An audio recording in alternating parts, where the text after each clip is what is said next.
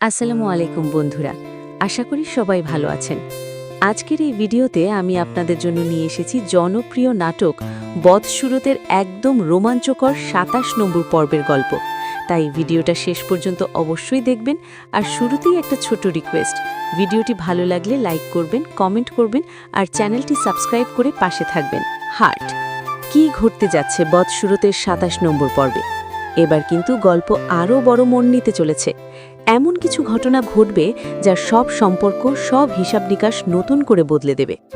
শুরুতেই দেখা যাবে বদরুল তার গোপন ব্যবসার কাজে বিদেশে চলে গেছে, আর হঠাৎ করেই মায়া একা হয়ে পড়ে এক অচেনা বাড়িতে, যেখানে তাকে এখনও কেউ আপন করে নেয়নি। চারদিকে অচেনা মানুষ, অপমান আর চাপ, সব মিলিয়ে মায়ার পরিস্থিতি হয়ে উঠবে আরও কঠিন। অন্যদিকে জামাল আর মরিয়মের জীবনে নেমে আসবে ভয়াবহ পতন।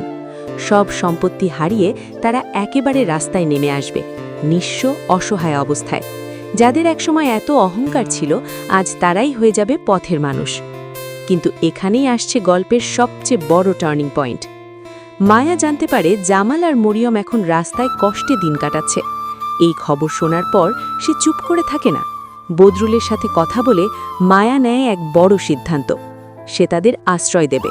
হ্যাঁ, যে মানুষগুলো একসময় তাকে অপমান করেছে, কষ্ট দিয়েছে, আজ সেই মানুষগুলোকেই নিজের বাড়িতে জায়গা দেবে মায়া। এখানে আপনাদের জন্য একটা প্রশ্ন, আপনার কি মনে হয় মায়া কি ঠিক সিদ্ধান্ত নিচ্ছে? এখনই কমেন্টে জানাবেন। আর এখান থেকেই শুরু হবে এক নতুন গল্প। তবে এই সিদ্ধান্ত মোটেও সহজ হবে না। বদরুলের পরিবার কোনোভাবেই এটা মেনে নেবে না। তারা ক্ষিপ্ত হয়ে উঠবে। কেন মায়া সেই মানুষদের আশ্রয় দিচ্ছে যারা একসময় তার জীবন নষ্ট করেছে? বাড়ির ভেতরে শুরু হবে নতুন ঝামেলা, নতুন চাপ। এই অবস্থায় মায়া পড়ে যাবে কঠিন দ্বিধায়। একদিকে মানবিকতা আর ক্ষমা, অন্যদিকে নিজের সম্মান আর নতুন সংসার। অন্যদিকে জামাল আর মরিয়ম মায়ার সামনে মাথা নত করবে, নিজেদের ভুল স্বীকার করে তার কাছে ক্ষমা চাইবে। এই পরিবর্তন দেখে মায়ার মন কি নরম হয়ে যাবে? এরপর দেখা যাবে জামাল ও মরিয়ম মায়ার বাড়িতেই থাকতে শুরু করেছে। ধীরে ধীরে তাদের মধ্যে তৈরি হবে নতুন সম্পর্ক, নতুন বোঝাপড়া। কিন্তু গল্প এখানেই শেষ নয়। এই তিনজন একসাথে বসে করতে পারে নতুন এক পরিকল্পনা। এতদিন যা যা অন্যায় হয়েছে তার প্রতিশোধ নেওয়ার জন্য তারা একজোট হতে পারে। এখানে আরেকটা প্রশ্ন, আপনার কি মনে হয় জামাল আর মরিয়ম কি সত্যিই বদলে গেছে, নাকি এটা নতুন কোনো চাল? কমেন্টে লিখে জানান।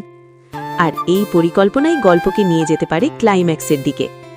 সব মিলিয়ে বদসুরতের ২৭ নম্বর পর্বে একদিকে বদরুলের বিদেশে চলে যাওয়া আর মায়ার একাকিত্ব, অন্যদিকে জামাল আর মরিয়মের পতন আর নতুন করে বাঁচার চেষ্টা, আর শেষে মায়ার সেই কঠিন সিদ্ধান্ত, যেখানে আছে ক্ষমা আর প্রতিশোধ, দুটোরই ছায়া। ভিডিওটি যদি ভালো লাগে অবশ্যই লাইক, কমেন্ট, শেয়ার করবেন। আর এমন আরও দারুণ গল্প পেতে এখনই সাবস্ক্রাইব করে বেল আইকন অন করে রাখুন। ধন্যবাদ সবাইকে।